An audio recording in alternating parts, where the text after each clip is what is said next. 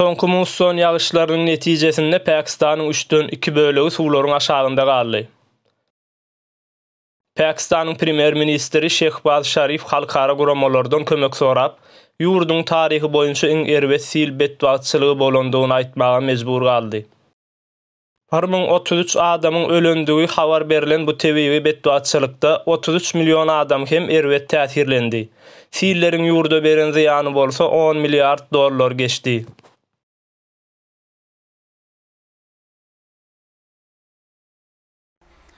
The United Nations is issuing a flash appeal for $160 million to support the response led by the government of Pakistan.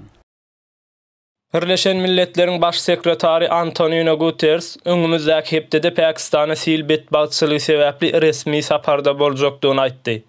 Birleşen Milletler Pakistan üçin $160 milyon kömek etjekdigini habar berdi. Öňden bäri ykdysadyýety çökkün bolan Pakistanyň bu tebiği bedbaçylykdan soň has hem uly möçberde pullaryň gerekligi boljakdygy ma'lum. $160 milyon Pakistanyň bir günlük gerek ýaragyna ýeter. Çaresiz galan Pakistanyň halky bolsa siller adan okap duruljak boldular.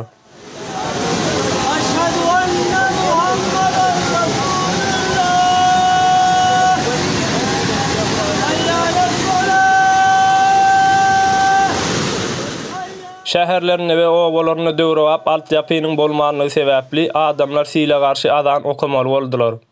Bu görnüşdäki çözgüt metody Pakistanda wagtal ulanylýar.